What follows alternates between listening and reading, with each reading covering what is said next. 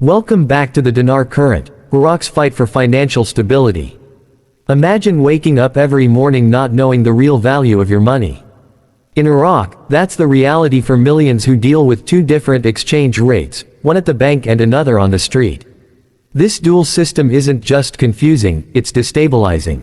But one voice is speaking up for reform. A figure named Alax, who's proposing a bold plan to fix Iraq's financial system by shutting down the black market and removing 3 zeros from the Iraqi dinar.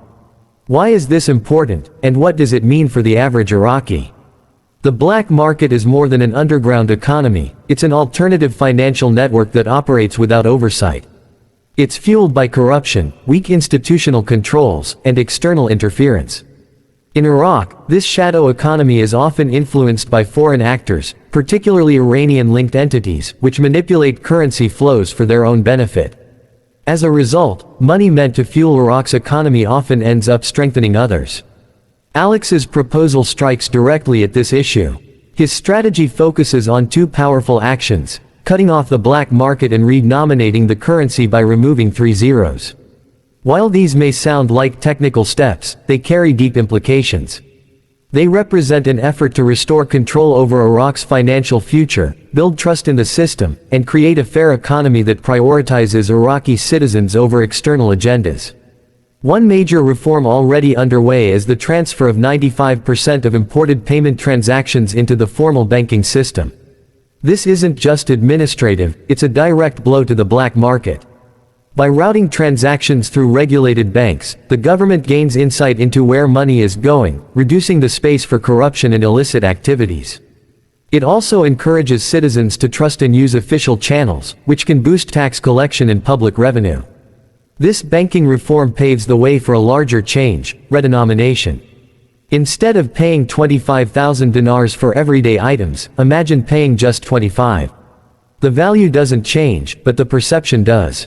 Simplifying the currency reduces confusion, makes record-keeping easier, and helps fight psychological inflation. It's a step toward restoring confidence in the dinar, a currency long weighed down by excessive zeros and mistrust. However, these reforms can only succeed if people trust them. Iraqis need to believe that the government is acting in their best interest. They need clear communication about how these changes affect their salaries, savings, and everyday expenses. Misunderstanding and fear could derail even the best policies. That's why the government must do more than issue directives, it must listen, explain, and engage. There's no shortage of doubt among the public. Years of failed promises and economic hardship have left many skeptical. Common questions like, will my wages lose value? Or, will prices go down? Reflect genuine concerns. Transparency is key. If Iraqis see stable prices, improved services, and less corruption, their doubts will turn into trust. Beyond the domestic impact, these reforms also carry geopolitical weight. Weak financial controls have allowed neighboring powers, especially Iran, to exploit Iraq's economy. Eliminating the black market and stabilizing the currency sends a message: Iraq is reclaiming its economic independence. But this must be handled carefully. Iraqis must feel these reforms serve them, not foreign interests. What's happening in Iraq isn't just an economic correction, it's a transformation. Moving toward electronic banking, stabilizing exchange rates, and streamlining the currency are all steps toward an accountable, transparent economy. It's about more than money, it's about national pride and sovereignty. Iraqis deserve a system where their labor and their dinars are valued and protected. The black market won't disappear overnight. It won't be destroyed by force, but by irrelevance. As formal systems become more reliable and accessible, people will naturally turn to them.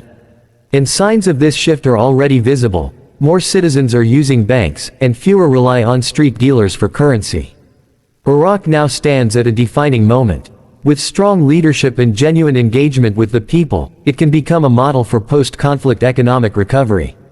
A future where the dinar means stability, not insecurity. A future where the economy supports its citizens, instead of exploiting them. The question remains, can Iraq's leaders deliver on this promise, and will the people believe in the change?